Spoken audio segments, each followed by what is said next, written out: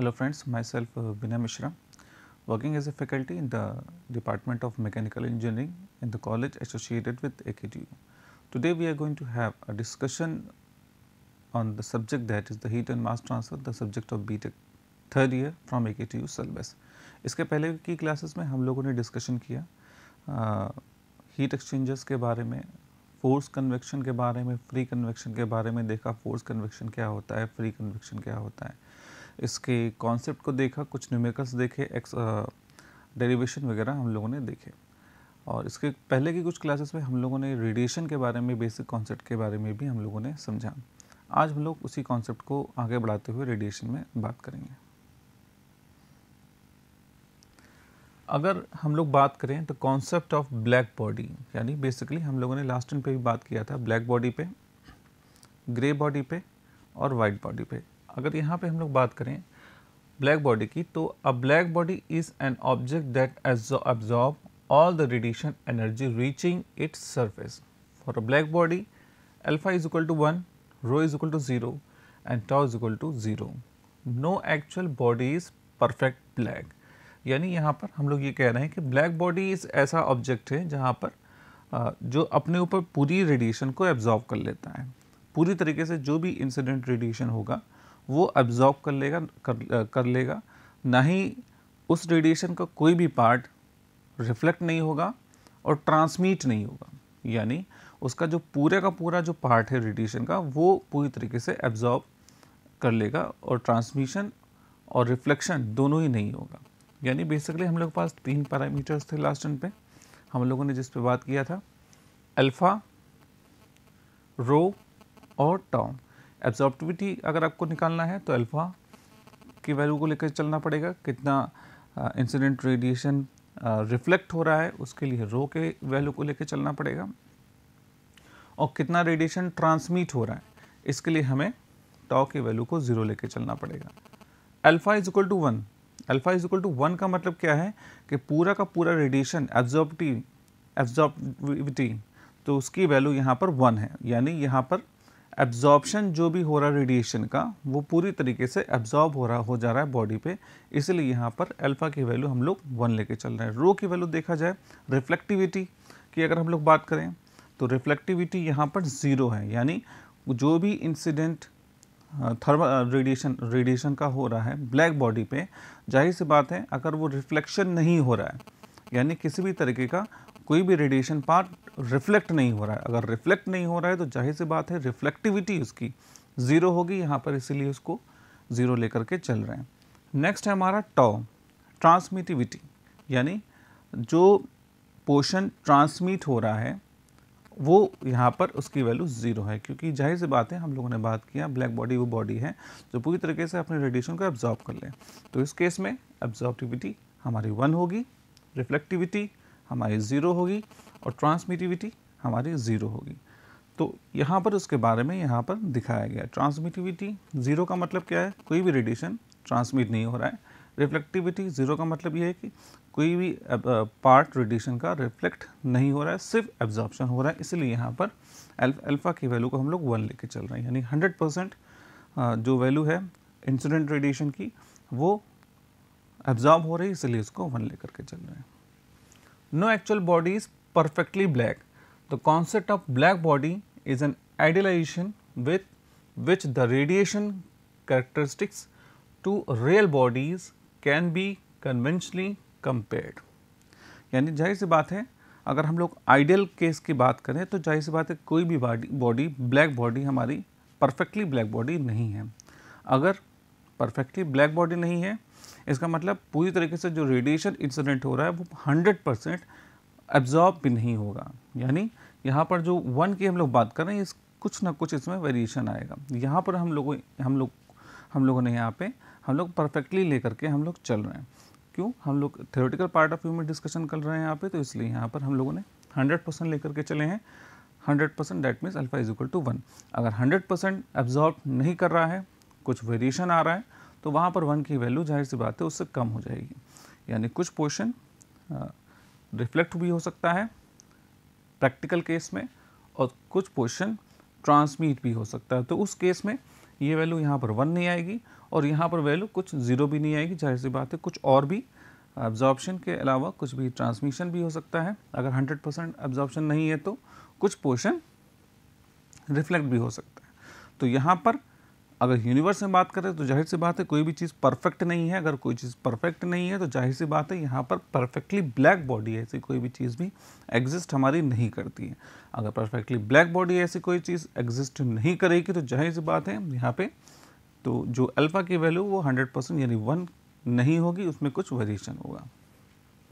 A black body has a following properties, it absorb all the incident radiation falling on it and does not transmit or reflect regardless of wavelength and direction।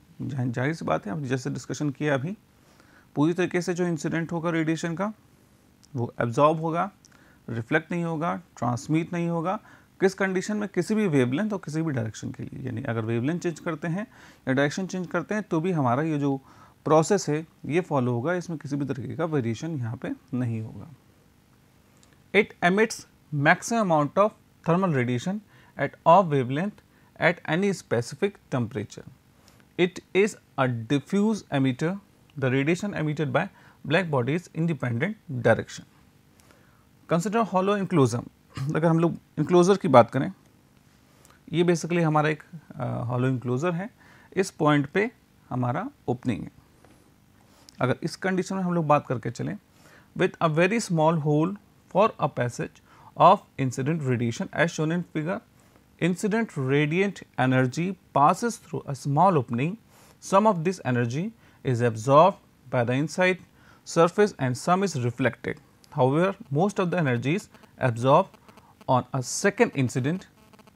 Again, a small fraction is reflected. After a number of such reflection, the amount unabsorbed is exceedingly small and very little of the original incident energy is reflected back out of the opening. A small hole leading into a cavity thus acts very nearly as a black body because all the radiation energy entering through it get absorbed. ये हमारी opening है, ये हमारा hollow एक object है।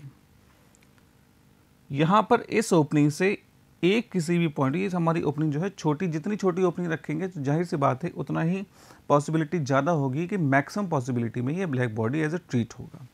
तो यहाँ पर किसी भी एक रे यहाँ पर आ रही है, या हम रेडिएशन की बात करें, एक रेडिएशन यहाँ पर आ रहा है।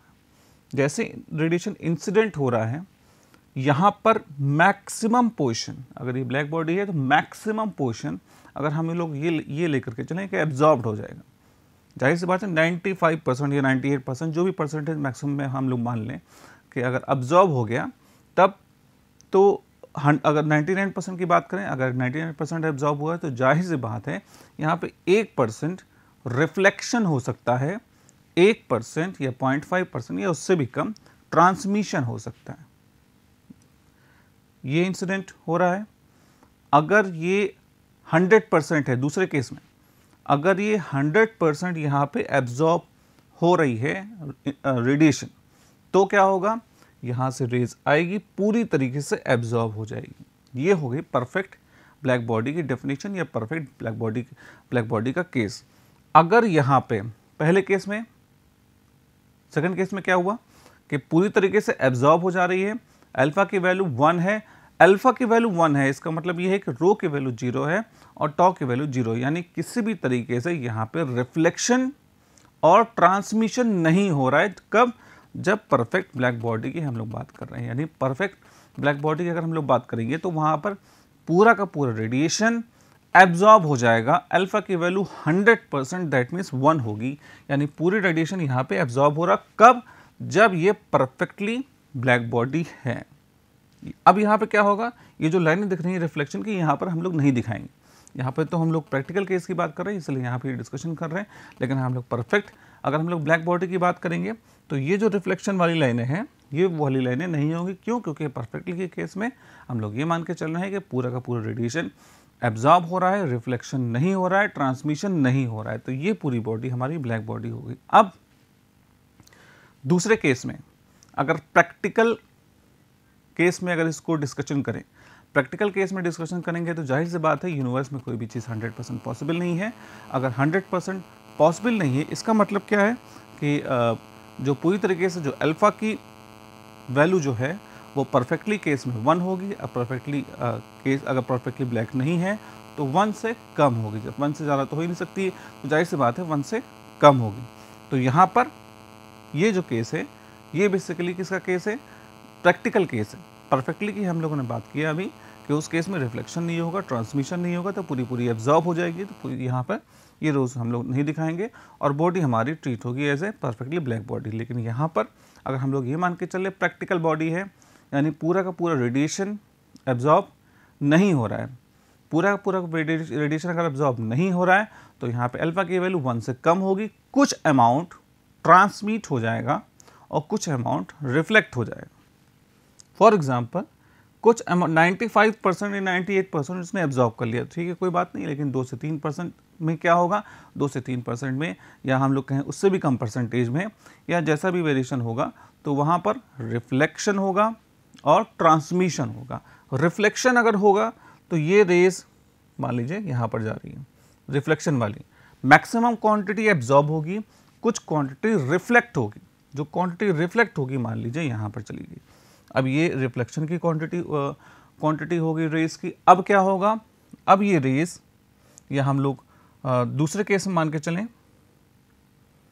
ये रेज रिफ्लेक्ट होकर के यहाँ जाएगी। 1% 99% एब्जॉर्ब कर लिया, 1% रिफ्लेक्ट कर दिया, ठीक है। ड्यू टू प्रैक्टिकल केस की अगर हम लोग बात कर रहे हैं तो उस केस में जाहिर सी बात है कुछ पोर्शन वो रिफ्लेक्ट कर देगा, वो रिफ्लेक्ट करके वो रेज यहाँ से यहाँ चली आई। अब क्या होगा, यहाँ पर जो इंसिडेंट होगा उस 1% का 98% सरफेस से एब्जॉर्ब हो जाएगा। इस रे का 1% जो इनिशियल के केस में 1% था या 2% था, उसका अब 98% या 99% डिपेंड करेगा हम लोग क्या लेके चल रहे हैं। हम लोग यहाँ मैक्सिमम मिनिमम की बात लेके चल रहे हैं फॉर एग्जांपल के तौर पे। तो यहाँ पर इस रे का मैक्सिमम पोर्शन, अब ये पोर्शन एब्जॉर्ब कर लेगा, इस रे का मैक्सिमम परसेंटेज ये एब्जॉर्ब कर लेगा, जैसे यहाँ पर इसने एब्जॉर्ब किया था। 1% का 1% या 1% या 2% या कुछ अमाउंट जो कि एब्जॉर्ब नहीं हो पाएगा, ठीक है। तो उस केस में क्या होगा, ये अब कुछ पोर्शन को रिफ्लेक्ट कर देगा, कुछ पोर्शन को रिफ्लेक्ट कर देगा, कुछ पोर्शन को ट्रांसमिट भी कर सकता है। रिफ्लेक्शन को लेकर के चल रहे हैं हम लोग यहाँ पे, यानी कुछ पोर्शन वो रिफ्लेक्ट कर देगा। जैसे ही कुछ पोर्शन वो रिफ्लेक्ट करेगा, वो पोर्शन इस रिफ्लेक्शन के पोर्शन से काफ़ी कम होगा। क्यों? क्योंकि यहाँ पे 1 आ रहा था, फॉर एग्जाम्पल मैक्सिमम 0.99 उसने एक्सेप्ट कर लिया, एब्जॉर्ब कर लिया, 1 या 2% रिफ्लेक्शन हुआ। अब 1 और 2% का 98% एब्जॉर्ब कर लिया, 1 और 2% का 98% एब्जॉर्ब कर लिया, बचा कितना, 1% का 1%, यानी 1% काफ़ी कम परसेंटेज यहाँ पर हम लोग के पास बच रहा है जो रिफ्लेक्ट हो रहा है। अब लेके चले फर्दर, ये फर्दर 1% का 1% जो काफ़ी छोटा अमाउंट है, इसके कंपैरिजन में काफ़ी छोटा अमाउंट है, यहाँ पर हो रहा है। यहाँ पर रिफ्लेक्शन हुआ, जैसे रिफ्लेक्शन होगा अब ये जो बचा हुआ जो बहुत छोटा सा क्वांटिटी है 1% का 1%, उसका 98% एग्जाम्पल के तौर पे एब्जॉर्ब कर लिया जाएगा, यानी उसका 98% यहाँ पे एब्जॉर्ब हो गया। अब यहाँ पर एब्जॉर्ब हो गया तो जाहिर सी बात है अगर 100% एब्जॉर्ब होता कोई बात नहीं, लेकिन हम अगर 98% एब्जॉर्ब हुआ यानी 1 या 2% रिफ्लेक्शन भी हुआ है, कुछ पोर्शन रिफ्लेक्शन हुआ, ये पोर्शन रिफ्लेक्शन हो गया, मैक्सिमम पोर्शन एब्जॉर्ब हो गया। अब रिफ्लेक्शन हुआ, फिर से यहाँ पे मैक्सिमम परसेंटेज एब्जॉर्ब कर लिया गया है, कुछ अमाउंट रिफ्लेक्ट कर दिया गया, फिर से रिफ्लेक्शन हुआ, मैक्सिमम एब्जॉर्प्शन, फिर रिफ्लेक्शन हुआ, मैक्सिमम एब्जॉर्प्शन, फिर रिफ्लेक्शन हुआ। इस तरीके से सिंगल रे की हम लोग बात करेंगे, अगर सिंगल रेडिएशन की बात करेंगे, इस तरीके से ये पूरी तरीके से मैक्सिमम परसेंटेज अंदर ही अंदर यहाँ पर रोटेशन चलता रहेगा, यानी मैक्सिमम परसेंटेज एब्जॉर्प्शन यहाँ पर होगा, यानी अल्फा की वैल्यू नियर अबाउट 1 हम लोग ले सकते हैं, या अबाउट परफेक्टली ब्लैक बॉडी इसको हम लोग कह सकते हैं। यहाँ पर हम लोग यहाँ पे, इसलिए यहाँ पे डिस्कशन हम लोग परफेक्टली ब्लैक बॉडी कर रहे हैं और ये यहाँ पर लगभग इसको कंसिडर किया जा सकता है कि ये approximate as a black body की तरह ट्रीट हो रही है, क्योंकि यहाँ पर जो भी रेडिएशन है वो मैक्सिमम पोर्शन एब्जॉर्ब होता चला जा रहा है, बहुत ही कम पोर्शन यहाँ पे रिफ्लेक्ट हो रहा है, बहुत ही कम पोर्शन हमारा ट्रांसमिट हो रहा है। अब वो हो भी कैसे रहा है, बहुत से केस में तो पूरा का पूरा अगर एंगल चेंज होगा, ये एंगल, तो अंदर ही अंदर ये मूव करता रहेगा। अब बात आएगी कि जब अंदर ही अंदर मूव कर रहा है तो यहाँ पे लॉस कैसे हो रहा है, लॉस इस ओपनिंग से होगा।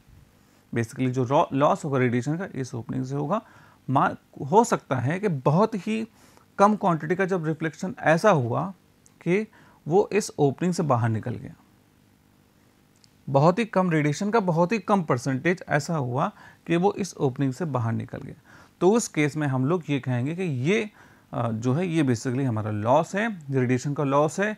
इस केस में हम लोग बहुत ही कम परसेंटेज, बहुत ही माइन्यूट सा परसेंटेज हम लोग ये मान के चलेंगे इस ओपनिंग से बाहर निकलेगा और उसको हम रोक नहीं सकते। उस केस में हम लोग ये कह सकते हैं कि अबाउट, यानी अप्रॉक्सीमेट हम लोग एनालिसिस की बात करें तो अप्रॉक्सीमेट यहाँ पर हम लोग ये मान के चल सकते हैं कि पूरा का पूरा रेडिएशन हमारा यहाँ पे एब्जॉर्ब होगा लगभग 100%।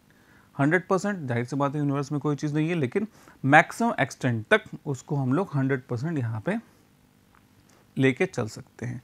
तो उस केस में हम लोग इस बॉडी को अप्रॉक्सीमेट हम लोग ये कहेंगे कि ये हमारी जो बॉडी है वो बॉडी अबाउट ब्लैक बॉडी है और उसको हम लोग कंसिडर करेंगे ब्लैक बॉडी रेडिएशन के लिए।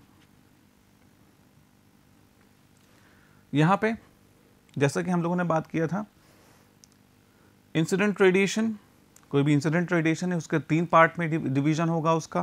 पहला पार्ट एब्जॉर्ब हो सकता है, दूसरा पार्ट रिफ्लेक्ट हो सकता है, तीसरा पार्ट ट्रांसमिट हो सकता है। यानी पीछे जैसे हम लोगों ने डिस्कशन किया, कुछ पोर्शन एब्जॉर्ब हो रहा था मैक्सिमम पोर्शन, कुछ पोर्शन रिफ्लेक्ट हो रहा था, कुछ पोर्शन हमारा ट्रांसमिट हो रहा। तो यहाँ पर बेसिकली जो इंसिडेंट रेडिएशन होगा उसके 3 पार्ट में डिवीजन होगा।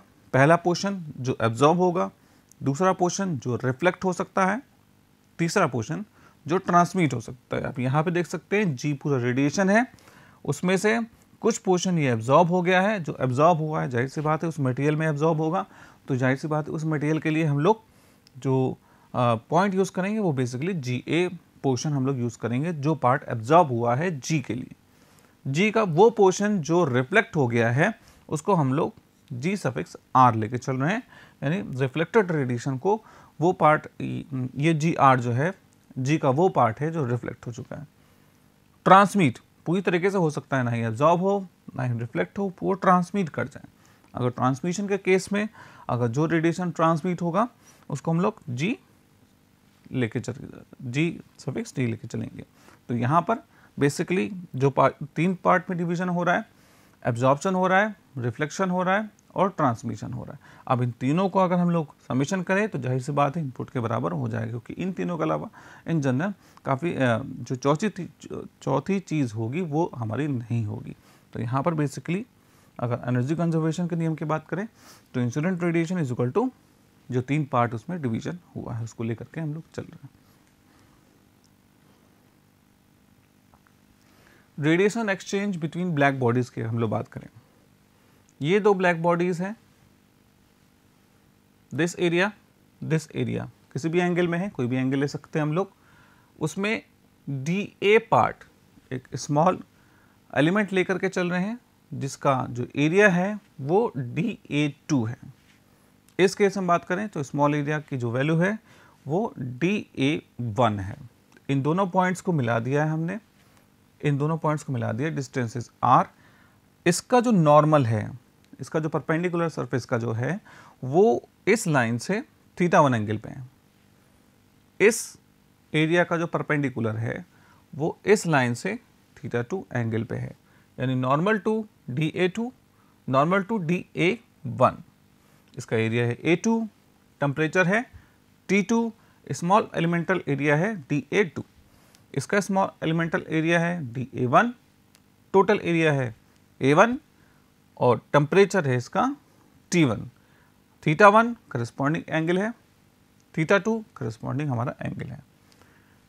Distance r apart and the normals of these area makes an angle theta 1 and theta 2 with the line joining them. Each elemental area subtend a solid angle at the center of each other. Let d omega 1 be subtended at dA1 by dA2 and d omega 2 subtended at dA2 by dA1. Then d omega 1 की value कितनी हो जाएगी, dA2 cos theta 2 upon R square, d omega 2 की value dA1 cos theta 1 upon R square. इसके बारे में discussion हम लोगों ने पहले भी कर रखा है. The energy leaving dA1 and the direction given by angle per unit solid angle that must be equal to IB1 dA1 cos theta 1. IB1 black body intensity है basically. black body के लिए dA1 cos theta 1 is equal to projection of dA1 on the line between the center, the rate of radiant energy leaving dA1 and striking on dA2 is given by Q12 IB1 dA1 cos theta 1 d omega 1. यहाँ से values को लेकर के चल रहे हैं हम लोग. अब यहाँ पे d ओमेगा 1 की वैल्यू रखेंगे, IB1 d omega 1 d omega 2, IB1 cos theta 1 cos theta 2 dA1 dA2 upon R square. Q12 की वैल्यू कितनी हो जाएगी, IB2 cos theta 2 cos theta 1 dA2 dA1 by r square. The net rate of transfer of energy between dA1 and dA2 is Q12 dQ12 minus dQ21 which must be equal to, जैसे पीछे वाले question से हम लोग उसकी value लेंगे, dA1 into dA2 cos theta 1 cos theta 2 divide bye r square IB1 minus IB2. IB1 क्या है बेसिकली EB1 अपॉन पाई. इसके बारे में भी डिस्कशन हम लोग पहले भी किया है. IB2 is equal to EB2 divide by pi. Then dQ12 की वैल्यू कितनी हो जाएगी हमारी, dA1 dA2 cos theta 1 cos theta 2 divide by pi R square. यहाँ पे इसकी वैल्यू रख रहे हैं हम लोग EB1 माइनस EB2. यहाँ पर बेसिकली हम लोगों ने इसकी वैल्यू को रखा है.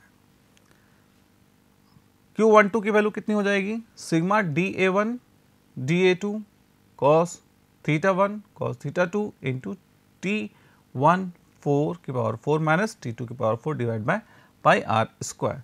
The rate of total net heat transfer for the total area A1 and A2 is given by Q12 which is equal to integration dQ12. यानी टोटल अमाउंट ऑफ, अगर हम लोग हीट की बात करें, Q12 की बात करें तो वो कैसे निकालेंगे, जाहिर सी बात है हम लोग इसको इंटीग्रेट करके हम लोग उसको निकालेंगे. Sigma T1 4 minus T2 4 integration A1 integration A2 which must be cos theta 1 cos theta 2 dA1 dA2 divide by R square. IB1 integration A1 integration over A2 यानी A1 सरफेस के लिए A2 सरफेस के लिए integrate कर रहे हैं हम लोग, cos theta 1 cos theta 2 dA1 dA2 R square. Again इसको सॉल्व करेंगे आगे. Sigma T1 to the power 4 cos theta 1 cos theta 2 dA1 dA2 upon pi R square. Q1 A1 sigma T1 to the power 4 यानी ये rate of total energy incident by A1 अगर की बात करें हम लोग तो वहाँ पर जाहिर सी बात है उसकी वैल्यू कितनी होगी, A1 sigma into T1 to the power 4. अगर रेशो की बात करें Q12 डिवाइड बाय Q1, जाहिर सी बात है Q12 डिवाइड बाय Q1 की वैल्यू हम लोग ले लेंगे. तो यहाँ पर हमारे पास जो इक्वेशन आएगी 1 upon A1 cos theta 1 cos theta 2 dA1 dA2 upon pi R square. Q12 divide by Q1 जाहिर सी बात है जैसे पीछे हम लोग ले रखा था वो इसकी वैल्यू हम लोग F12 लेकर के चले. This is known as basically service factor और व्यू फैक्टर और कॉन्फ़िगरेशन फैक्टर. इसको हम लोग बेसिकली इसको सेव फैक्टर में भी इसके फॉर्म में हम लोग देखते हैं. द फ्रैक्शन ऑफ रेडिएटिव, जिसकी अगर डिफाइन करें उसको तो हम लोग ये कहेंगे कि the fraction of radiative energy that is diffuse from the one surface element and strike the other surface directly with no intervening reflection that must be equal to shape factor. यहाँ पर जो ये क्वांटिटी है हमारी, इसको हम लोग basically shape factor के फॉर्म में हम लोग लेकर के चलेंगे, जिसके बारे में डिस्कशन हम लोग और न्यूमेरिकल्स और भी आगे डिस्कशन करेंगे हम लोग। तो यहाँ पर Q12 की वैल्यू कितनी हो जाएगी शेप फैक्टर के फॉर्म में अगर हम लोग लेकर के चलेंगे, तो F12 A1 sigma T1 to the power 4 expansion के बाद अगर 1 के फॉर्म में लेके चले उसको, तो ये हमारी बेसिकली वैल्यू आएगी। Q2 की वैल्यू इसी तरीके से हम लोग ले लेंगे जैसे Q1 की वैल्यू ली है। A2 सिग्मा T2 4 रेशो लेंगे, इसकी वैल्यू निकाल लेंगे। उसके बाद ये जो फ्रैक्शन होगा हमारा वो F21 होगा शेप फैक्टर के लिए, वो 1 2 और यहाँ पर 2 1 लेकर के चलेंगे। जाहिर सी बात है वो सरफेस 1 के लिए है और ये सरफेस 2 के लिए। तो यहाँ पर अगर इक्वेशन को लेकर के चलें तो हमारे पास जो इक्वेशन आएगी बेसिकली वो A1 F12 is equal to A2 F21। This equation as reciprocity theorem, this is also known as reciprocity theorem. It indicates that the net radiation interchange may be evaluated by computing one-way configuration factor from either surface to the other. Thus, the net rate of heat transfer between the two surface A1 A2 is given by this equation Q1 2, which must be equal to A1 F12 sigma T1 to the power 4 minus T2 to the power 4। इस तरीके से हम लोग देख सकते हैं कि जो फैक्टर ऑफ सेफ्टी है वो बेसिकली क्या है और उसके बारे में डिस्कशन हम लोगों ने कर रखा है यहाँ पे। और कैसे हम लोग Q12 Q21 और Q की वैल्यू कैसे निकालेंगे उसके बारे में डिस्कशन हम लोगों ने किया।